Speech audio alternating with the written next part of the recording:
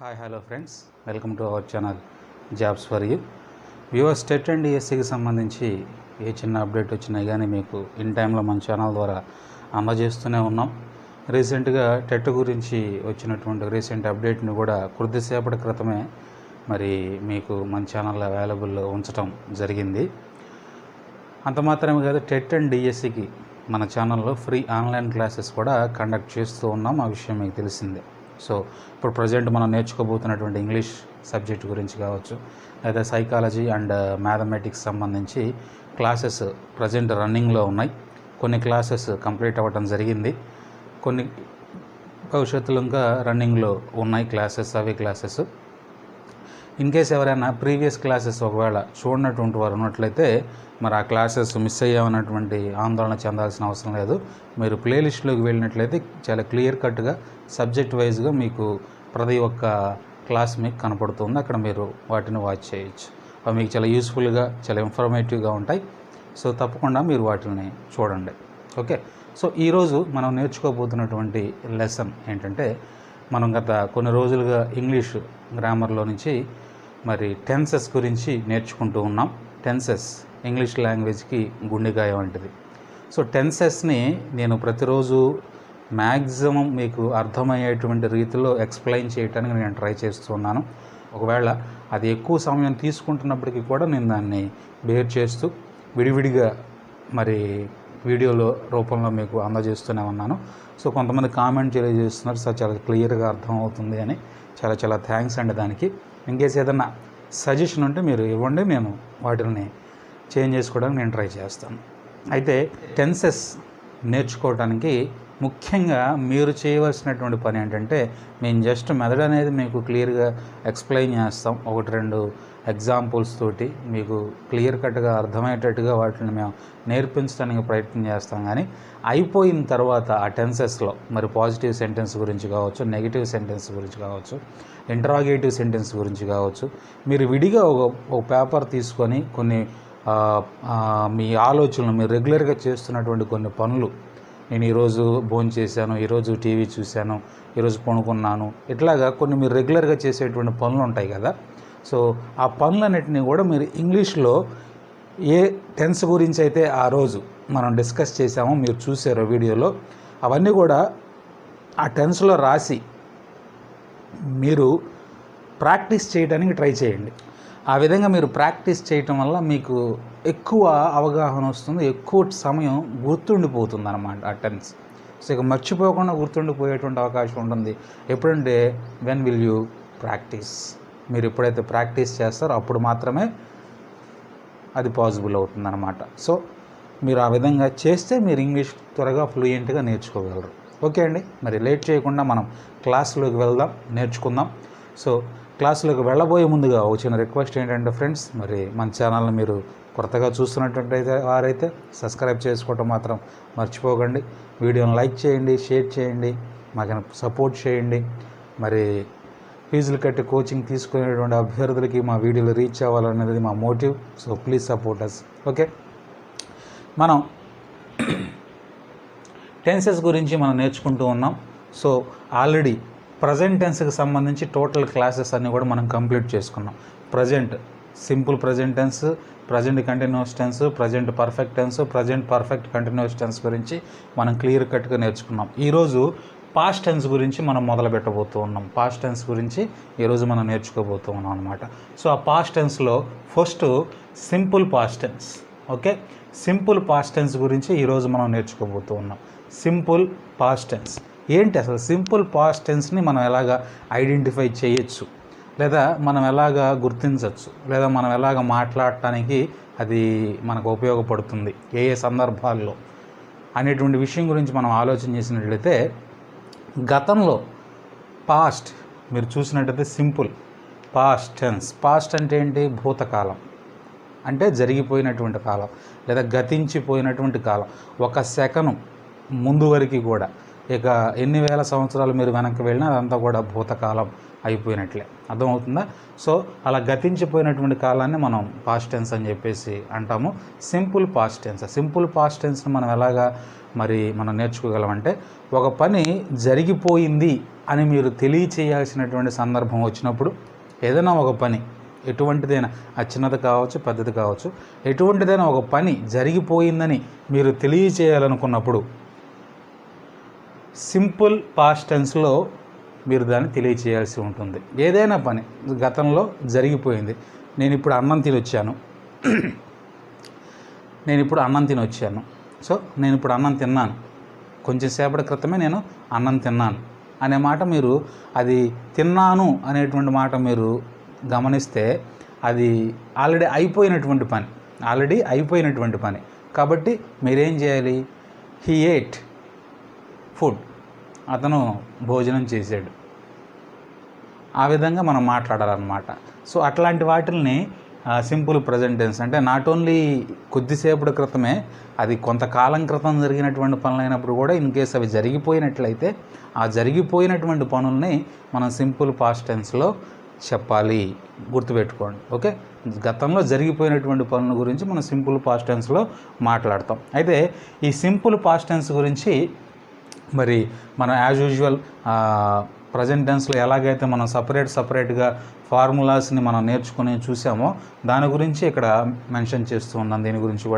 దీంట్లో కూడా positive, negative, interrogative sentence అనేవి ఉంటాయి.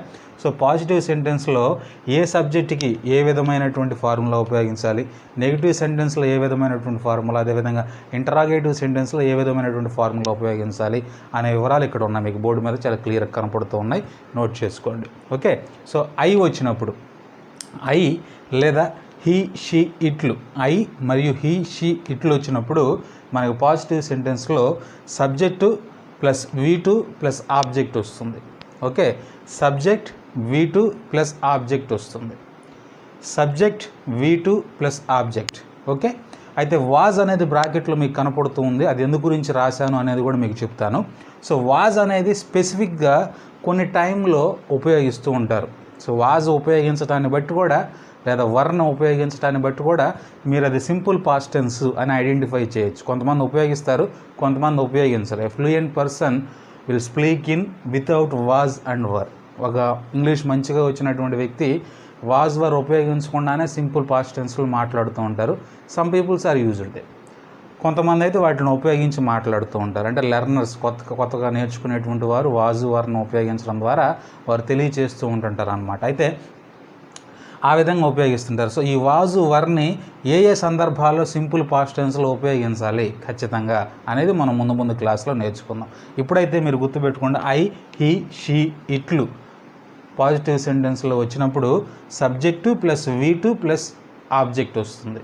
నిన్న ప్రజెంట్ టెన్స్లో యామ్, ఆర్, లేకపోతే హ్యావ్ బీన్, హ్యాస్ బీన్, ఇట్లా ఇవన్నీ వచ్చినాయి కదా, అవన్నీ ఇక్కడ ఏం రావు.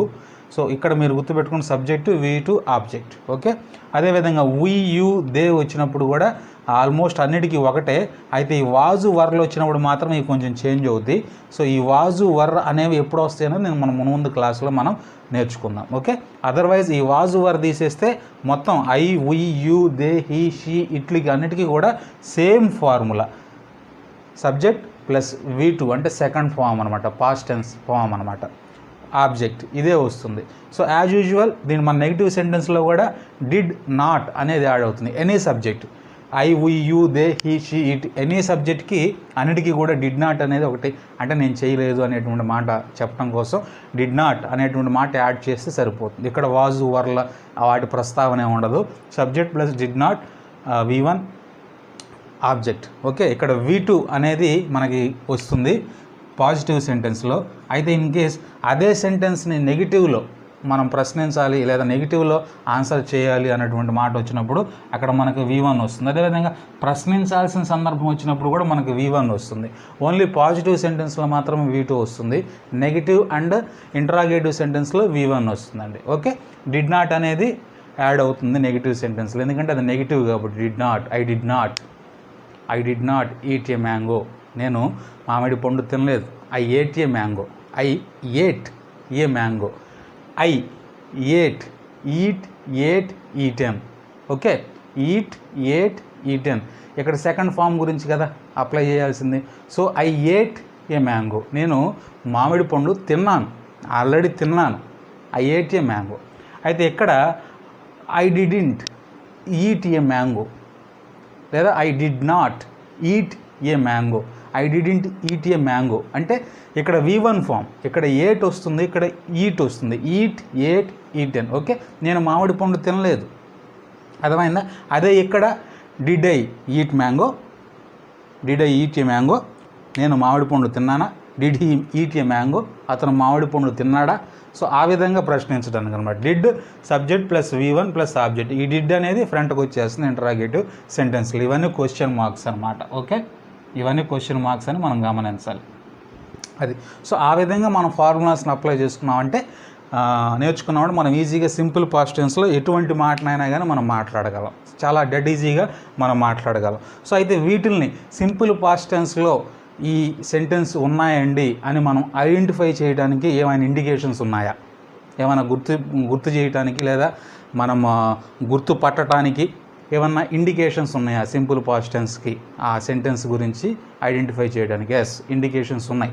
మీరు కనుక చూస్తే ఇక్కడ ఎస్టర్డే నిన్న, ప్రీవియస్ టైం గతించిన సమయంలో, గడిచిన సమయంలో, లేదా లాస్ట్ టైం గడిచిపోయినటువంటి కాలమే. వన్స్ అపాన్ ఏ టైం అంటే ఒకానొకప్పుడు అని అర్థం అనమాట. లాంగ్ లాంగ్ ఎగో అంటే చాలా కాలం క్రితం. సో మనం తెలుగులో కూడా కథలు చెప్తూ ఉంటాం కదా, అనగనగా ఒక ఊరిలో ఒక రాజు ఉండేవాడు అనేటువంటి కథ మనం చెప్తూ ఉంటాం. అయితే మన తెలుగులో అనగనగా అని చెప్పి అంటుంటాం, కానీ దాన్నే ఇంగ్లీష్లో కనుక వాళ్ళు చెప్పాల్సి వస్తే once upon a time one king is there, చాలా కాలం క్రితం ఒక రాజు ఉండేవాడు, ఆ విధంగా. లేదా long long ago one king is there, ఆ విధంగా మాట్లాడుతూ ఉంటారనమాట. సో పాస్డ్ ఇయర్స్ అంటే ఇప్పుడు మనం 2021లో ఉన్నాం. 2020 గతించినటువంటి సంవత్సరమే. 2019, 2018 అట్లాగే మనం వెనక్కి వెళ్ళిపోతూ ఉండొచ్చు. అట్లాంటి గతించినటువంటి సంవత్సరాలను మెన్షన్ చేయాల్సినటువంటి సందర్భం వచ్చినా కానీ మనం సింపుల్ పాస్ట్ టెన్స్లోనే మనం మాట్లాడాలి, సింపుల్ పాస్ట్ టెన్స్లో. తర్వాత ఇన్ ద పాస్ట్, గతంలో. ఇన్ ద పాస్ట్, గతంలో. నేను గతంలో ఇంగ్లీష్ నేర్చుకునేటువంటి వాడిని. Okay, in the past I learn English, నేను గతంలో ఇంగ్లీష్ నేర్చుకునేవాడిని. తర్వాత ఇన్ దోస్ డేస్, ఆ రోజుల్లో అంటే గడిచినటువంటి ఎప్పుడో ఆ రోజుల్లో, గతంలో రోజు గురించి మనం మాట్లాడుతున్నప్పుడు ఆ రోజుల్లో నేను సినిమాలు తెగ చూసేవాడిని, ఆ రోజుల్లో నేను క్రికెట్ చాలా ఆడేవాడిని, అట్లాంటి మాటలు ఉంటాయి కదా. సో అట్లాంటి సందర్భాల్లో ఇన్ దోస్ డేస్ అనమాట. ఎగో అంటే గడిచిపోయింది, 1 year ఎగో, 2 years ఎగో, 3 years ఎగో, 4 years ఎగో, 10 years ఎగో, 20 years ఎగో. సో ఆ విధంగా చూడాలన్నమాట. యూజ్డ్ టు అంటే దాన్ని ఏ విధంగా మనం అర్థం చేసుకోండి, అలవాటు పూర్వకంగా గతంలో మనం చేసేటువంటి పనులు. అంటే ఆ పనులు ఇప్పుడు మనం చేయట్లేదు, బట్ గతంలో కొన్ని పనులు మనం అలవాటు పూర్వకంగా మనం చేసినటువంటి పనులు. ఫర్ ఎగ్జాంపుల్, గతంలో నేను కాఫీ తాగుతుండేవాడిని, ఇప్పుడు నేను టీ తాగుతున్నాను. గతంలో నేను కాఫీ తాగేవాడిని, ఇప్పుడు నేను టీ తాగుతున్నాను. గతంలో నేను కాఫీ తాగడం అనేది అలవాటు పూర్వకంగా నాకు ఉన్నటువంటి ఒక హ్యాబిచువల్ యాక్షన్. అయితే ఇప్పుడు నేను కాఫీ మానేసి టీ తాగుతున్నాను, లేదా బూస్ట్ తాగుతున్నాను, లేదా బార్న్విటా తాగుతున్నాను, ఇలా ఏదైనా అనుకోవచ్చు. సో అటువంటి సందర్భాల్లో యూజ్డ్ టుని మనం ఉపయోగించాలి. For example, I used to drink coffee, I used to drink coffee, now I drinks Boost. Sorry,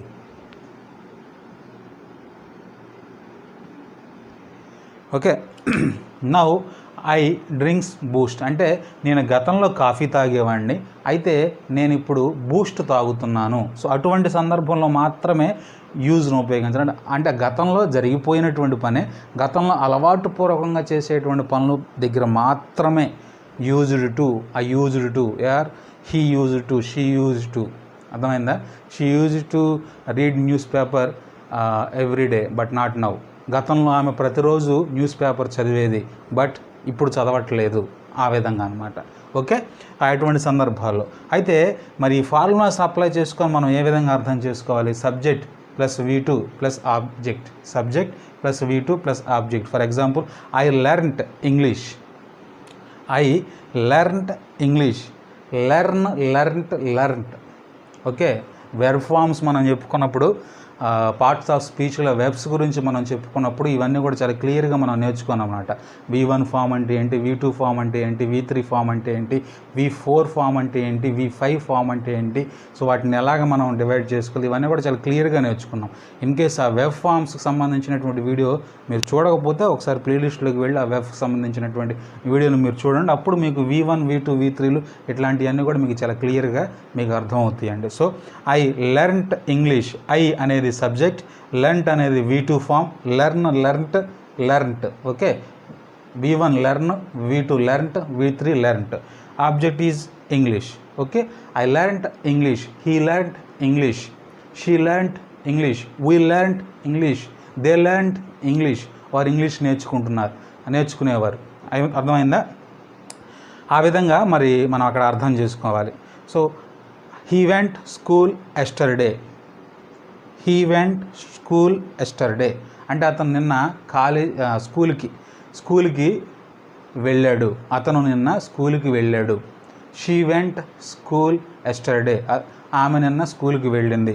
ఇక్కడ vent, go went gone. So నేను ఎందుకు మూడు మాటలు చెప్తూ ఉన్నానంటే గో వెంట్ గాన్ అంటే V1, V2, V3 అనే దాని గురించి మీకు ఎందుకు నేను ఇక్కడ మాటికి చెప్తున్నాను. పైన లెర్న్ట్ గురించి, అదేవిధంగా కింద వెంట గురించి. ఎందుకంటే మన నెగిటివ్ సెంటెన్స్లో మళ్ళీ దాన్ని V1లోకి మార్చుకోవాలి.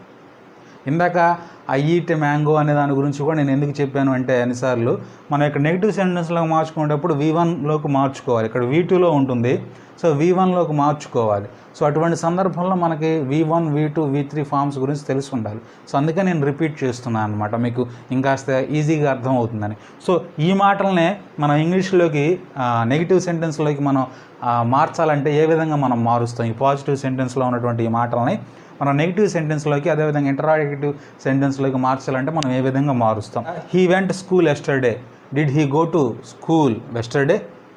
అతను నిన్న స్కూల్కి వెళ్ళాడా? Go to, he went school yesterday. So ఆటోమేటిక్గా అక్కడికి క్వశ్చన్ మార్క్ వెళ్ళిపోయేసరికి మనకేమవుతుంది? V1 ఫామ్ వస్తుంది. వెంట్ కాస్త గో అయిపోతుంది.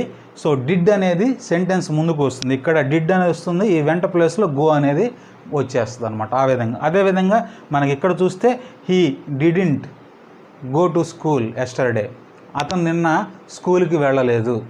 ఆ విధంగా అనమాట. అంటే అయితే ఈ వాజ్ వర్ గురించి మనం ప్రత్యేకించి ఒక నోట్ పాయింట్ ఇక్కడ మీకు మెన్షన్ చేయడం జరిగింది.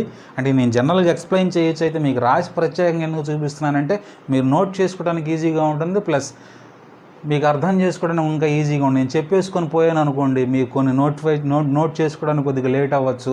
సో ఇట్లాంటి సందర్భంలో అంటే మీరు స్క్రీన్ షాట్ తీసుకుని అయినా మీరు సేవ్ చేసుకొని తర్వాత నోట్ చేసుకోవడానికి అవకాశం ఉంటుంది. కాబట్టి కొన్ని డీటెయిల్స్ నేను పర్టికులర్గా మెన్షన్ చేశాను అనమాట. వాట్ ఈజ్ ఇంపార్టెంట్, ఏవైతే ఇంపార్టెంటో అవి నేను ఇక్కడ మెన్షన్ చేయడం జరిగింది. అయితే ఈ వాజ్ వర్ణని ఈ సింపుల్ పాస్ట్ టెన్స్లో ఏ సందర్భాల్లో ఉపయోగిస్తారంటే ఒక స్థితిని తెలియజేస్తున్నప్పుడు, ఏదైనా ఒక స్థితి గురించి మనం మాట్లాడుతూ ఉన్నప్పుడు ఈ టెన్స్లో అక్కడ సెంటెన్స్లో వాజ్ వర్ అనేవి వస్తాయి అన్నమాట. యాజ్ ఎ బీ ఫామ్స్గా వస్తాయి. అర్థమైందా? ఏదైనా ఒక స్థితిని గురించి మనం తెలియజేస్తున్నప్పుడు, ఫర్ ఎగ్జాంపుల్ నేను నిన్న హైదరాబాద్లో ఉన్నాను. I was in Hyderabad yesterday. I was in Hyderabad yesterday. Okay, నేను నిన్న హైదరాబాద్లో ఉన్నాను. అయితే ఈ వాజు వర్లు సింపుల్ ప్రజెంట్ టెన్స్లో వచ్చినప్పుడు ఇంకో విషయం కూడా మనం గుర్తుపెట్టుకోవాలి. వెర్బ్ ఫామ్ అనేది అక్కడ ఉండదు. V2 ఫామ్ కానీ, ఎయిదర్ V1 ఫామ్ కానీ, V3 ఫామ్ కానీ, ఏదైనా కానీ అక్కడ మనకి ఆ ఫామ్ అనేది సింపుల్ పాస్ట్ టెన్స్లో ఉండదన్నమాట. ఎప్పుడు వాజ్ వర్ ఎప్పుడైతే మీరు ఉపయోగిస్తారో ఆ సమయంలో V2 అనేది ఉండదు. అయితే వాజ్ వర్ని ఎందుకు ఉపయోగిస్తారు? ఏదైనా స్థితిని తెలియజేయడానికి ఉపయోగిస్తారు అనమాట. I was in Hyderabad yesterday అంటే నేను నిన్న హైదరాబాదులో ఉన్నాను. అంటే నిన్నటి నా స్థితి ఏంటి? ఉన్నాను. ఎక్కడ ఉన్నాను? హైదరాబాదులో ఉన్నాను. They were in party last night. Okay, they were in party last night అంటే వారు నిన్న పార్టీలో గడిపారు, లేదా నేను రాత్రి పార్టీలో ఉన్నారు, లేదా పార్టీలో గడిపారు. సో ఆ స్థితి ఏం తెలియజేస్తుంది? అది గతించినటువంటి స్థితిని తెలియజేస్తుంది. కాబట్టి అక్కడ దే వర్ వచ్చింది కాబట్టి V2 అనేది అక్కడ మెన్షన్ కాదు. అదేవిధంగా V2 వర్ అనేది వచ్చింది కాబట్టి ఇది స్థితిని తెలియజేసేదిగా ఈ సెంటెన్స్ ఉంటుందన్నమాట. సో ఆ విధంగా మనం అర్థం చేసుకోవాలి. ఇక్కడ మీరు చూసినట్లయితే ఐ, హీ, షీ, ఇట్లు వచ్చినప్పుడు వాజ్ ఉపయోగిస్తారు. యు, వి, యు, దే వచ్చినప్పుడు వర్ ఉపయోగిస్తారు అన్నమాట. సో ఆ విధంగా మనం అర్థం చేసుకోవాలి. ఈ వాజ్, వర్ అనేది సమ్ రేర్ టైమ్స్లో మాత్రం ఉపయోగిస్తారు. రెగ్యులర్గా సింపుల్ ప్రజెంట్ టెన్స్ అంటే మీకు సబ్జెక్ట్ V2 ఆబ్జెక్టే. నెగిటివ్ ఆర్ ఇంటరాగేటివ్ సెంటెన్స్లో అయితే ఈ విధంగా డిడ్ నాట్ యాడ్ అవుతుంది, అక్కడ డిడ్ అనేది ముందుకు వస్తుంది, అంతే తేడా. అంతకుమించి లేదు. V2 ప్లేస్లో V1 వస్తుంది అనమాట, అంతే తేడా, అంతకుమించి లేదు. సో ఇది సింపుల్ పాస్ట్ టెన్స్కి సంబంధించినటువంటి టోటల్ క్లాస్ అండి. సో మనం ఒకసారి చూస్తే positive sentence, negative sentence, interrogative sentence, subject V2 object, గుర్తుపెట్టుకోండి దీన్ని. సో ఇది మీకు చాలా ఇంపార్టెంట్ అనమాట. సబ్జెక్ట్ V2 ప్లస్ ఆబ్జెక్ట్, ఇది చాలా ఇంపార్టెంట్. ఓకే, ఎందుకు నేను ఇంత ఇంపార్టెంట్ అని మీకు చెప్తున్నానంటే, మీరు తర్వాత నేర్చుకోబోయేటువంటి క్లాసెస్ పాస్ట్ కంటిన్యూస్ టెన్స్ కావచ్చు, పాస్ట్ పర్ఫెక్ట్ టెన్స్ కావచ్చు, లేదా పాస్ట్ పర్ఫెక్ట్ కంటిన్యూస్ టెన్స్ కావచ్చు, అవి నేర్చుకోవాలంటే మీకు ఈ సింపుల్ పాస్ట్ టెన్స్ అనేది ఖచ్చితంగా వచ్చి ఉండాలి. ఈ formula subject plus V2 plus object అనేది గుర్తుండాలి. అది గుర్తుండకపోతే మీరు పాస్ట్ కంటిన్యూస్ కావచ్చు, పాస్ట్ పర్ఫెక్ట్ కావచ్చు, పాస్ట్ పర్ఫెక్ట్ కంటిన్యూస్ కావచ్చు, మీరు క్లియర్ కట్గా నేర్చుకోలేరు. ఎందుకంటే వాటిల్లో అంత ఎక్కువగా సింపుల్ ప్రెజెంట్ టెన్స్ గురించి ఎక్స్ప్లెయిన్ చేయం, జస్ట్ ఫార్ములా మీకు చూపించేసి ఆ విధంగా ఉపయోగించాలని చెప్తారు. ఎందుకంటే ఆల్రెడీ దీన్ని అంతా క్లియర్ కట్గా ఒక క్లాస్లో ఎక్స్ప్లెయిన్ చేసాం కాబట్టి. సో మీరు మస్ట్ అండ్ షుడ్గా యూ హ్యావ్ టు గుర్తుపెట్టుకోవాల్సినటువంటి అవసరం మీకు ఉందన్నమాట. Subject plus V2 plus object simple past tense యొక్క ఫార్ములా. ఓకే, సో ఆ విధంగా మనం చూసుకోవాలి. గడిచిపోయినటువంటి పనుల గురించి తెలిపేందుకు దీన్ని మనం ఉపయోగిస్తాం. సో ఇండికేషన్స్ అవి అంత మాత్రమే కాదు, ఈ టెన్స్లో మరి స్థితిని ఇన్ కేస్ తెలియచేయాలనుకున్నప్పుడు మనం వాజ్, వర్లను ఉపయోగిస్తాం. ప్లస్ అందులో వెర్బ్ టు అనేది మెన్షన్ కాదు స్థితిని మనం తెలియజేస్తూ ఉన్నప్పుడు. సో వాజ్ అనేది ఐ, హీ, షీ, ఇట్లు ఉపయోగిస్తారు. వర్ అనేది వి, యు, దేలకు ఉపయోగిస్తారు అనమాట. యూజ్డ్ టు అనేది అలవాటుపూర్వకంగా గతంలో అలవాటుపూర్వకంగా చేసినటువంటి పనులను తెలియచేయడానికి యూజ్డ్ టుని ఉపయోగిస్తారు. ఓకే, యూజ్డ్ టు గురించి ప్రత్యేకంగా గుర్తుపెట్టుకోండి. ఆ విధంగా గతంలో జరిగిపోయినటువంటి పనులను తెలియచేయడానికి, అలవాటుపూర్వకంగా జరిగేవి అనేటువంటి పనులను తెలియచేయడానికి యూజ్డ్ టుని ఉపయోగిస్తారు. సో ఇది సింపుల్ పాస్ట్ టెన్స్ గురించినటువంటి క్లియర్ కట్ క్లాస్ అండి. సో మీకు చాలా క్లియర్గానే అర్థమైందని నేను నమ్ముతూ ఉన్నాను. సో నెక్స్ట్ క్లాస్లో పాస్ట్ కంటిన్యూస్ టెన్స్లో మరి కంటిన్యూగా టెన్స్ గురించి మాట్లాడుతుంటే నేను కూడా కొంచెం కన్ఫ్యూజ్ అవుతున్నాను పదాలు ఉపయోగించడానికి. పాస్ట్ కంటిన్యూస్ టెన్స్లో మరి మరో క్లాస్లో మీ ముందుకు నేను వస్తానండి. సో ఇదైతే మీకు క్లియర్గా అర్థమైంది అనుకుంటున్నాను. ఎండింగ్ వరకు చూసినటువంటి అభ్యర్థులకి సో మచ్ ఆఫ్ థ్యాంక్స్ అండి. ఇన్ కేస్ ఎవరైనా ఏదైనా డౌట్ ఉంటే కింద కామెంట్ రూపంలో తెలియచేయండి. ఛానల్ సబ్స్క్రైబ్ చేసుకోవడం మాత్రం మర్చిపోకండి. వీడియోని లైక్ చేయండి, షేర్ చేయండి. Thank you friends, thank you so much.